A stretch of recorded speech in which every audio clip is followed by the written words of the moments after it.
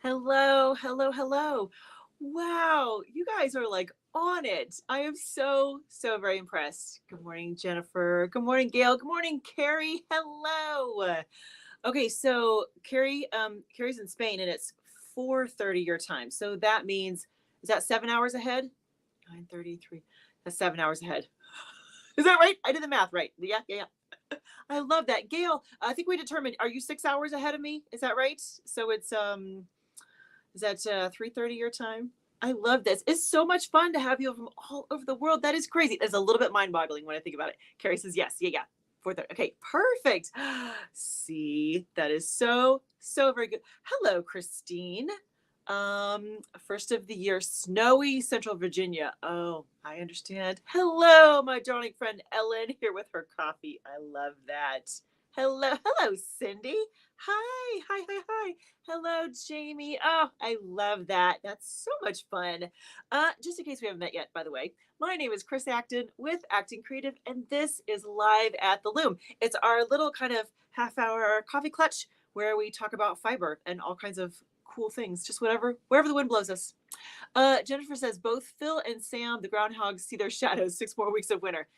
Got bad news. We were going to have a lot more winter left, anyways. But yes, thank you for reporting because I knew that Puxatawny. I know that he had seen his shadows there, but hadn't heard the other one.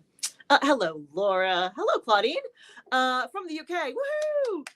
Love that. Love all the Europeans, all the international people. Welcome, welcome, welcome. I'm so glad you're here. Hello, Mike. Hello, Sam. Cold and snowy Southwest Ontario. Yes, I believe that. Hello, Glenna and Mary from Seattle and Tanya. A little cold this morning in Edmonton, she says. Hello, Ray. Working on some black coffee and sausage biscuit. Ooh, a sausage biscuit sounds great, Ray. Can you just send me one? Can you just work that out for me? That'd be awesome.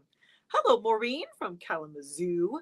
Hello. Okay, Kim in Oklahoma. Thank you, Kim. I left my cheat sheet somewhere else, but thank you for telling me your name. I appreciate that. Hello, Camilo. Yes, sure. You can ask a technical question. Absolutely. Just lay it on us. We'll be happy to. Hello, Connie from Minnesota. Windy, huh? Yeah, I believe that. Sam says Wyerton Willie says early spring. I love that. Okay, Wyerton Willie is about the best name, I have to say. Puxatawny is pretty good, but Wyerton Willie, come on. That's awesome. Yeah, Carrie says, Ray, send her a sausage biscuit too, would you? She's in Spain, but don't worry about it. Just send her one over there. Hello, Paul from the UK. The UK is showing up today. Thank you so much. That is so much fun. Hello. Welcome. Here in Northwest Indiana, it is it's sunny, which here is what if you don't live in a cold climate, here's what you might not realize is that when it's sunny, first of all, we all go a little bit crazy because we're like, hey, sunshine, where are my sunglasses? Like, we have no idea because it's been cloudy for like 13 weeks straight. That's what it feels like, at least. However, it tends to be the coldest when it is sunny. So today's not too bad. Yesterday was a little bit. The day before, which was that Tuesday, our high here was like 15. Like, and the wind chill was like 2 or something crazy. Like, it was crazy. So yeah, sunshine is kind of a mixed blessing, I have to say, because you're so happy because there's blue sky and you see it, and then like your nose hairs freeze when you go outside. It is cold. It is really cold. So hello, Sandra. How are you? Ray is sending all of us sausage biscuits because he's a very good sport like that. Thank you, Ray. We'll love you forever because that sounds delicious. I had like something really healthy like granola and yogurt. Sausage biscuit sounds much better. A little grease? Yes, please. Hello, Magnolia and Althea. Hello, ladies. I hope you're doing so well and staying warm where you are for sure. I'm actually going to come up your way this weekend. I have we're doing a little girls' weekend in the northern suburbs of Chicago. So I'll wave. I know you're not exactly close, but I'll kind of wave as I go past you, Jamie. Claudine says, send one my way too. Yes. Claudine, have you not had a sausage biscuit? She says she's intrigued. Yes. Sausage biscuits are great. There's nothing surprising. It is typically a biscuit with sausage. That is the whole thing. And you know what? I have to say that I don't know if you guys know this, but I lived in South Carolina for I was there for all of high school, and then I was there for 3 years after college. And Hardee's kind of started in that area. At least it was, I had never heard of Hardee's before. We went to South Carolina. This was be kind of mid 80s. And I remember having my very first sausage biscuit at Hardee's and thinking, oh, I get it. Like this, yes, there's something very, very special about a good old sausage biscuit from the South. So let's see. Ray says the interview yesterday was awesome. Oh, thank you, Ray. We'll talk about that. I'm so glad you mentioned that. We'll come back to that. That's awesome. Jamie will be in Chicago too. Yay! We'll I'll wave kind of into the universe and we'll do a little high five. Sandra says, let's see. Oh, okay, wait. Sandra, is that say 19 Celsius here with wind chill of minus 29 in Alberta, Canada? Okay, that is okay. You win. That is cold. Who else can beat Sandra? How cold is it? We're not too bad today. We're like in the 20s somewhere. It's fine. Fahrenheit, that is, not Celsius. So yeah, you let me know what if anybody can beat Sandra's minus 29. Yeah. Christine says, except that the UK folks might consider a biscuit to be what the Yanks call cookies. Oh, that's a very good point. Thank you, Christine. Okay. See, I have watched enough of the Great British Baking Show. Yes, our biscuit here is not a cookie. It is not a sweet. Well, I mean, okay, you could put like sweet stuff on it. Our biscuits are like, it's like a quick bread roll. Exactly. That's a good description, Christine.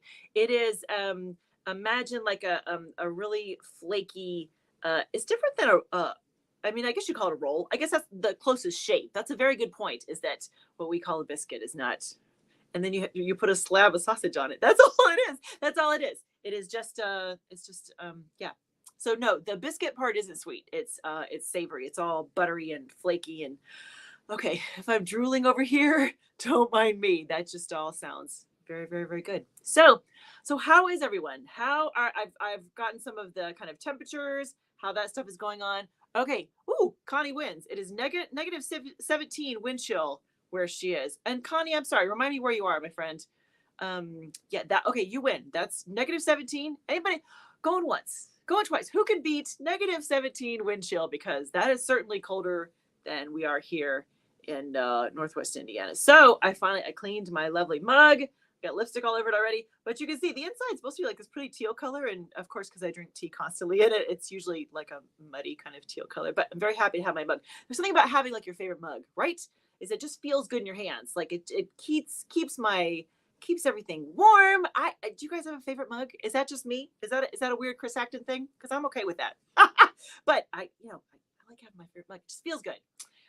Yes, Connie's in Minnesota. Okay, yes, Connie. I'm pretty sure you win, unless anyone can beat negative 17 Fahrenheit. That is chilly. Please stay inside, or if you go outside, just bundle. Would you please, Connie? We can't have anything happen to you in that crazy, crazy weather.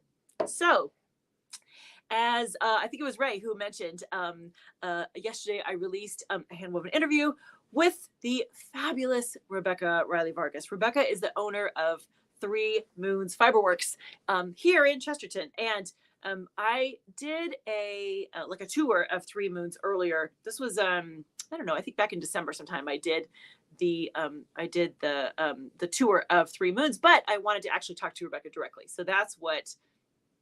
Pardon me, yesterday's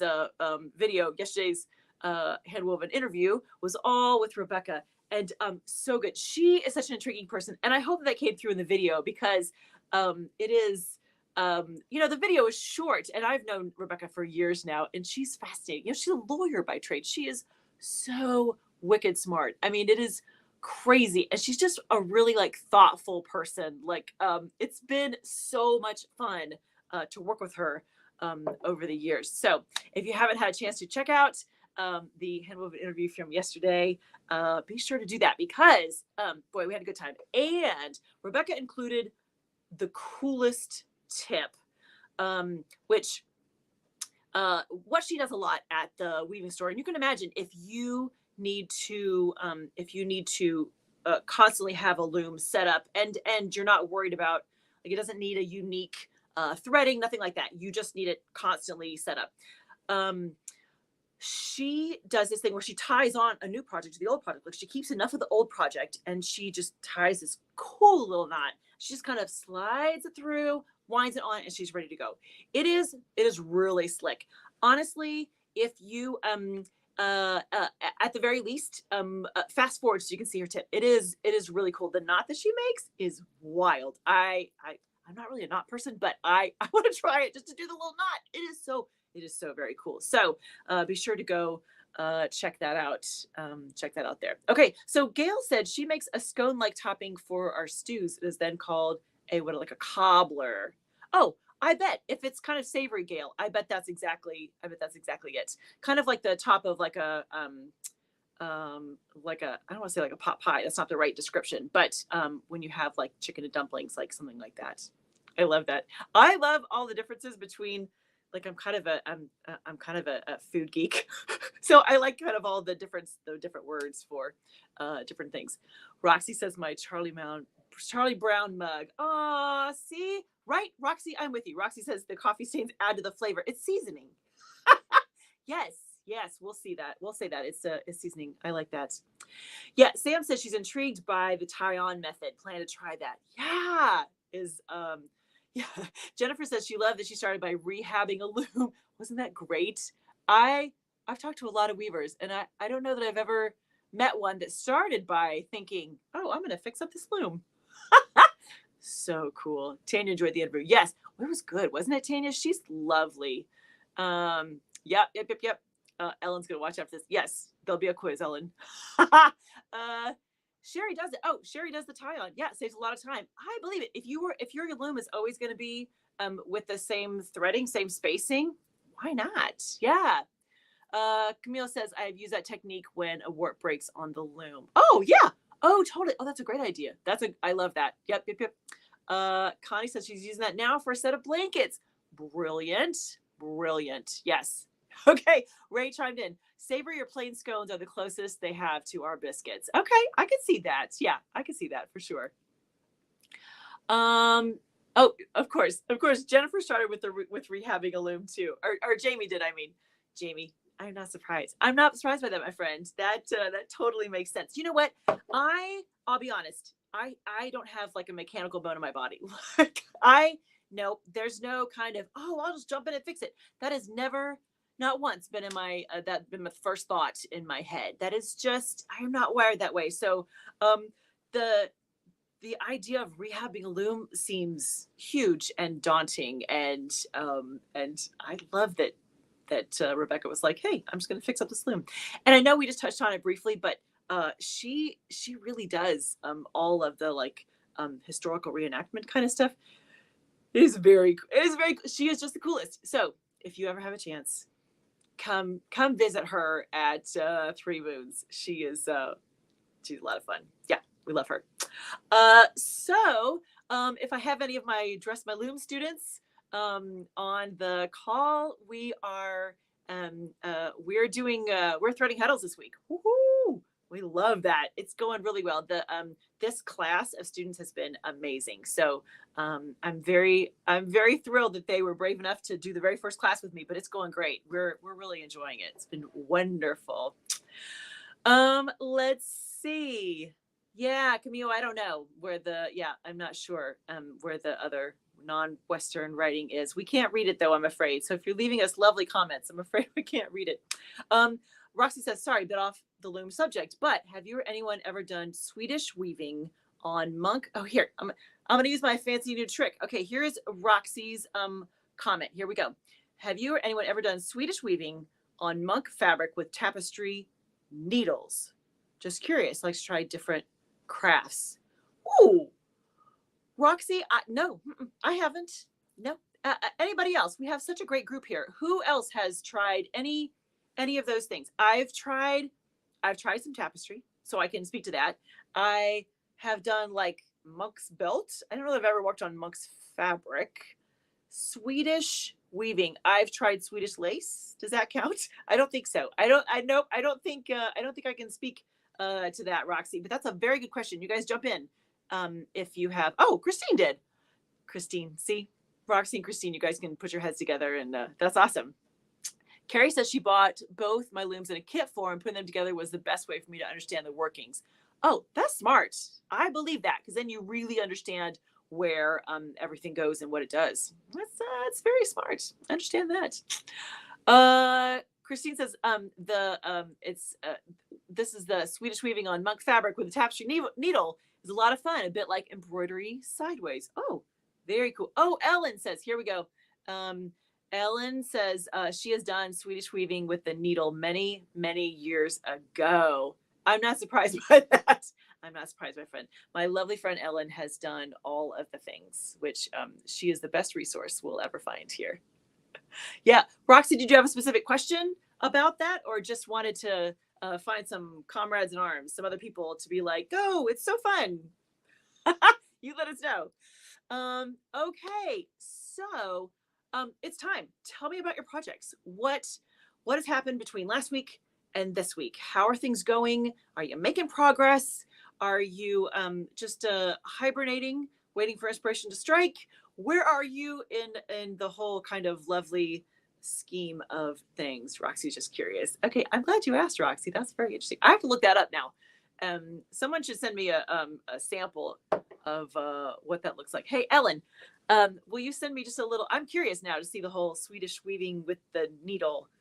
If you'll send me a little picture, I'll be in the know too. I'll be one of the cool kids because I don't know what that looks like. So, okay. Ellen says, almost to the end of the new shawl warp. Hope to get three shawls out of this. Lovely. Tanya says she got 2 warps on 2 looms. Wow. One in an in-person class and one here at home. Lovely. Thank you, Ellen. Hi, Mr. Tom. Started some shadow weave hand towels. They look amazing so far. I believe it. You know what? I don't have much experience with shadow weave. That has to go on my list of things to try in the future. There's such a long list. There's so many fun things. I don't want to miss anything. Sam says, the 8 shaft and I are getting along. I'm doing an 8 shaft rose path double diamond pattern. Wow, say that a few times fast. That's awesome. I'm glad, Sam. I know it was touch and go for a minute there. I'm glad things are coming together. Hi, Cindy. Sadly, work demands are keeping me from my loom. Stupid work. I'm still working on still working on a shawl with hand-dyed warp. Ooh, pretty hand-dyed warp. Okay, there's something really special about hand-dyed warp, isn't there? I've only worked with it a couple times, but it's really, I love the unpredictableness of it. Carrie says, unfortunately, I've been making bobbin lace. There's nothing unfortunate about that. Got a lot of orders. We'll be busy on that craft until May. Excellent, Carrie. That's awesome. Okay, bobbin lace. That sounds like that's a whole different world. That just in my head that kind of paints pictures of tall or small detailed work and my cheaters. That sounds like I would need some glasses for that for sure. Mike got into a fight with my loom. Uh-oh. I started slaying my reed for the overshot scarf. Oh, I hope you win that fight there, Mike. I hope that it's nothing too drastic and everyone comes out okay, unscathed, unscarred. Let's see. Okay. My memory is like a minute long. Red Farmhouse. I'm so sorry. Will you tell me your name again? Finishing a large format tapestry while getting to know my new floor loom. Nice. Doing the warp right now. Connie, blanket loom is dressed. Woohoo! Next one is warping for pillow covers. I love that. Awesome. Okay, so Camille says, log cabin, do you change direction of color on the warping board? Can you do it while dressing the loom? Okay, here is kind of my general thought on that, is that I like to put everything in order on the warping board. You don't have to. You could do it somewhere else in the process. Like I dress from front to back. So you could do it in the very next step when you're putting things together in the reed, when you're slaying the reed. But I like to just do it right out of the gate so I don't have to worry about it later on. And so I'll actually, at the warping board, I'll stop and change my colors there. Let me know that if that helps. Or if someone else does something different. I know people have different approaches to that. But I like to just hang out at the warping board and do it all in order there. Gail says, I got my homespun warp onto my looms and feeling positive. Yay! Just got to work out the best way to weave it as it's rather wide. Oh, gotcha. Homespun warp though. That is amazing. That's a whole nother step before this, isn't it? Yeah. Connie says homespun scarf on small loom. Awesome. Look at you with all the homespun stuff. That's amazing, you guys. Ray says work is the curse of the artistic class. I think you need to stitch that in a pillow for me, Ray. That sounds that's about right, isn't it? Yeah. Carrie agrees with my assessment of the bobbin lace. Yeah. Connie says towels on Black Bess. Is Black Bess the name of one of your looms, Connie? I love that. Is that a style of loom? Am I just not in the know? Tell me what Black Bess is. That's awesome. Jennifer says my table runner is still in the loom. I used a bread bag pattern. I don't know what a bread bag pattern is. And adjusted the size for the table runner. Also been spinning yarn that makes me think of bubble gum. Oh, fun. And making homemade bagels. Ooh, homemade bagels. Come on, you guys. I love the food theme. It makes me so funny. Okay. Thank you, Kim. See? Thank you. I'm so sorry. It may not be the last time I asked you, but yes, thank you for telling me. Mike says, I didn't win the fight and had to start over. Oh, no. Mike. Oh, man, I'm so sorry. Ah, jeez. Sometimes the loom has a different idea of how it's going to go than you do. That's for sure. Sam says, we need a way or a place to post pics of our projects. We absolutely do, Sam. That's brilliant. Isn't that funny that yes, I love Sam. That is brilliant. I'm going to work on that. If someone has ideas for the easiest way to do that, yeah. Ooh, that's so good. See, you guys know me so well. Sam, we absolutely do need a place so we can show our projects. You're exactly right.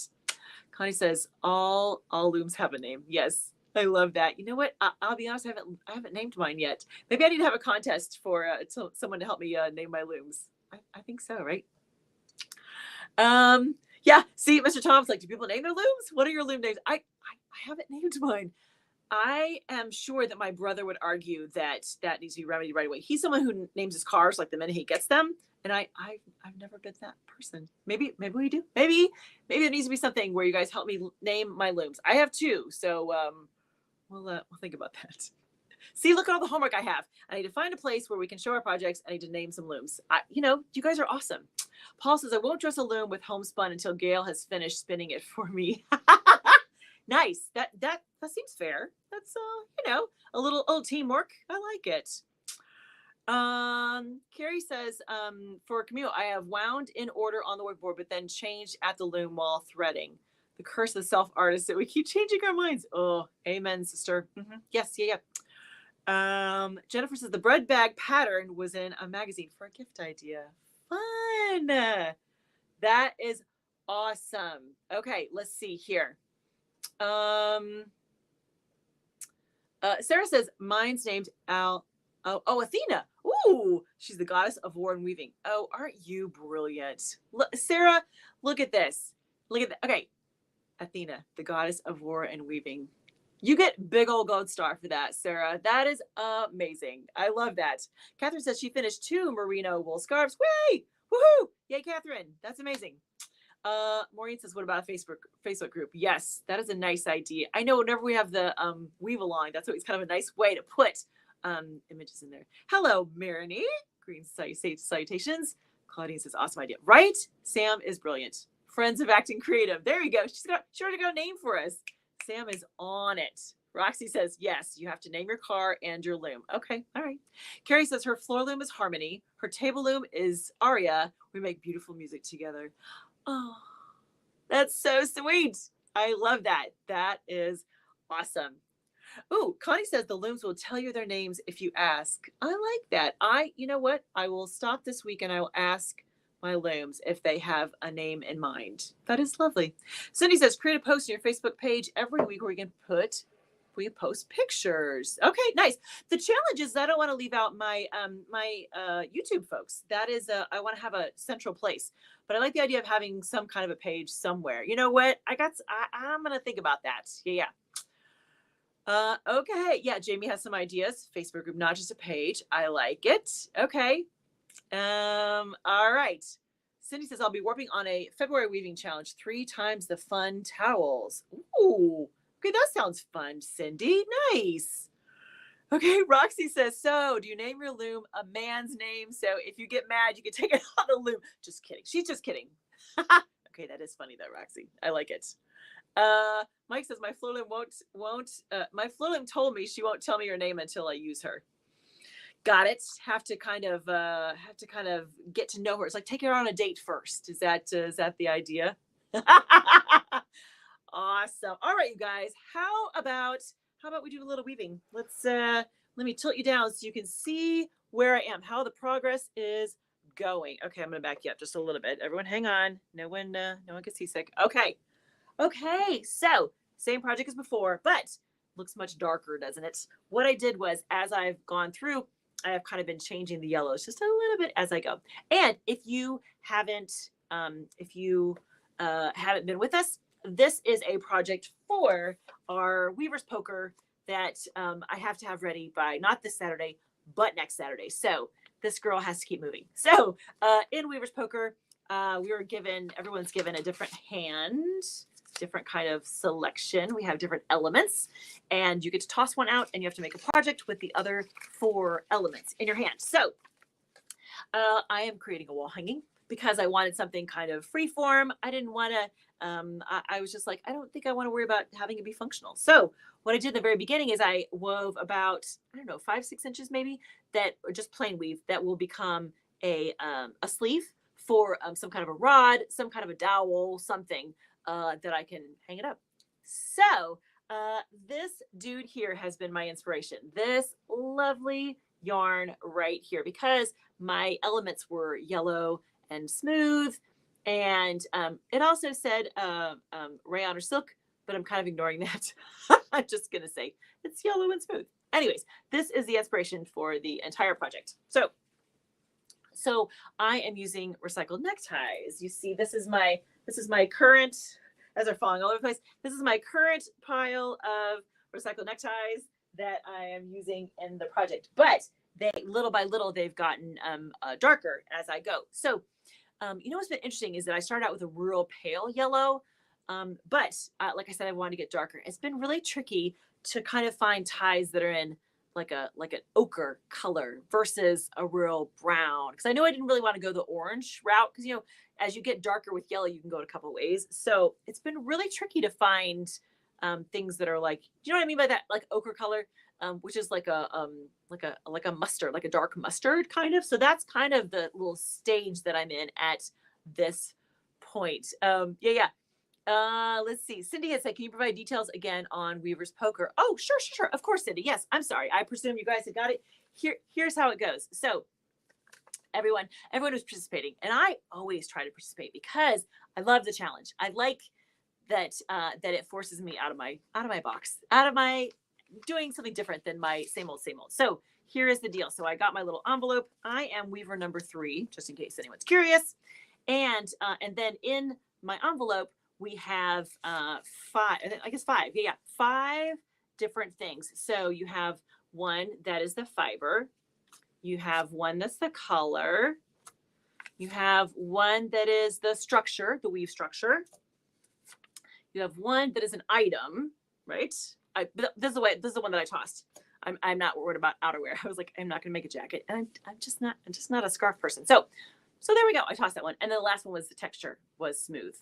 So then, Cindy, if you do it with your guild, it's really fun. I think we typically have in our guild, we'll have 5 envelopes for 5 different weavers, and we have spinners too, which I don't know what their elements are. I'll find out when we do our actual presentation. But yeah, it's a great. We do it every year, which I love. Like I said, I always sign up for it because I like the challenge.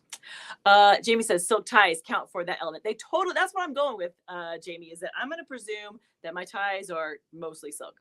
Some are going to be polyester, I know, but still, yeah. Roxy says, I'm jealous. Remember, I'm just the rigid heddle gal so far. There's nothing. Okay, rigid heddles are fabulous. Don't you worry. And I'm just doing plain weave. I'm not doing anything fancy. So, yeah, Jennifer says same thing. Your necktie can be made of rayon or silk, right? That's what I'm counting. Yeah. How much time do you have once you get the elements? Cindy asks.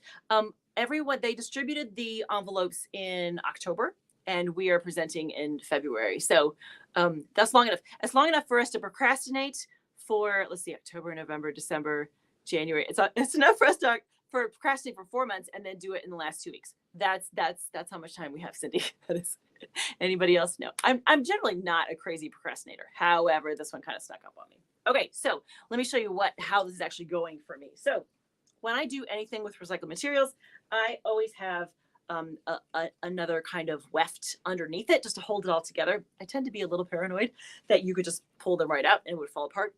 It's not going to happen. But in my head, I like the idea of having some kind of a fine kind of weft underneath to be the foundation of it. And then the neckties or whatever I'm using can just kind of float on top. So what I've been doing is that I've been doing a mix of, can you see that?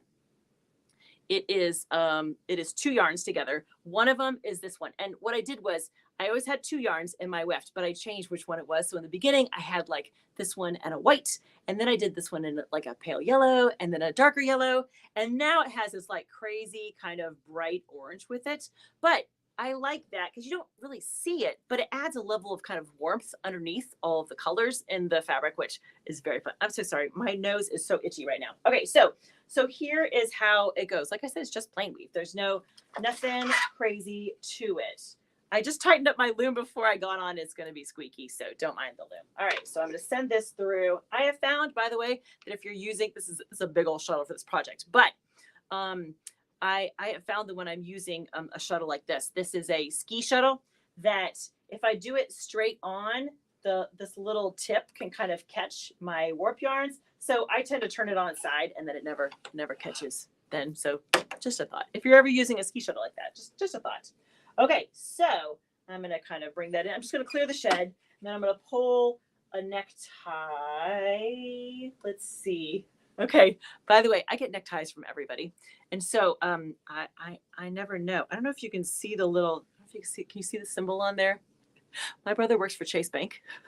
It's do you see it's the little Chase Bank symbol, which is hysterical because you always have to wear Chase like paraphernalia and stuff. So this must have been in a past life when my brother gave me a bag of ties or something. And by the way, my little scraps, they're not wide enough to run the whole distance. So I'm just going to kind of piecemeal it together. It doesn't matter. I'm just going to kind of overlap them and see if I can get to the end. I can right there. Okay. So opposite direction. Now, what's so fun about this kind of project is that your eye just like smashes all the colors together and kind of blends it. So, and here's what I mean. Look at the difference between, let's see, maybe these two. Like, look at the difference between these two ties. Like this one has a real, I mean, that's like a pretty intense kind of vivid gold color. And this one is a much more kind of classic gold color. However, when these two, even though they don't match, when these two are next to each other, your eye just kind of blends them together, which is just pretty magical. Because then you don't have to worry about it being kind of exact. Now, I'll have you know that when I was selecting the ties for the stage, I tossed quite a few that I thought were a little too brown or too orange. So I did kind of use my best judgment to kind of pick out the ones that I wanted to use for this part of the wall hanging. So I'll just come through. By the way, it's not a quick process. That is part of the thing. It's not a quick process. Marie, hi Marie. They asked, are they 1/2 inch or 1 inch wide? Marie, that's a very good question. Let me find out for you here. Let's see. Where's I've got a little measuring thing right here. Let me see. They're about 1/2 inch. That's about right. Now, here's what's interesting is that a tie like this one that I pulled up, this one is a denser tie than this one. This one's going to smash a lot. It's going to squish. This one has bigger squishability than this guy. So, so I try to modify them a little bit. For this kind of thing, I'm not as concerned about that. That's a really good question though, Marie.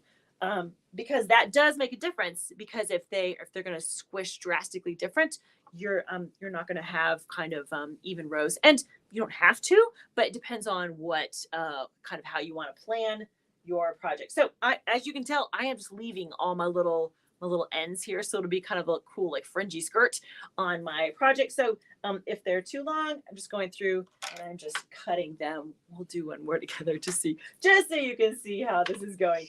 I have to say, it's been very fun.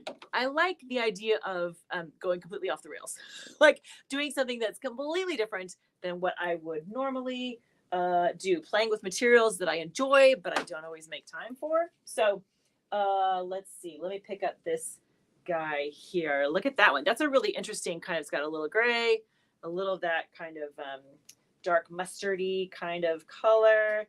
Just going to slip that through just like that.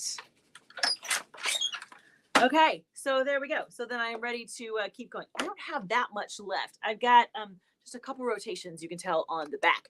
So so hopefully I'm in good shape. Oh, don't listen. Let's not get too crazy there. So hopefully I'm in pretty good shape to finish up by next Saturday. That's the plan. And of course, I'll bring in my fabulous seamstress, the incredible Dinah, to help sew the little sleeve for the walking. And I don't quite know how I'm going to finish it. We'll see how inspired I get when it comes off the loom. And I'll be sure to share pictures with you. Pardon me. I'll be honest.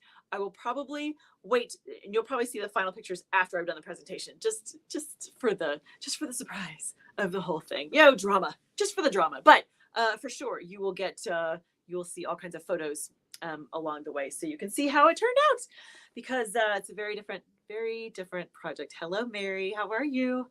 So that is what's happening in my corner of the world.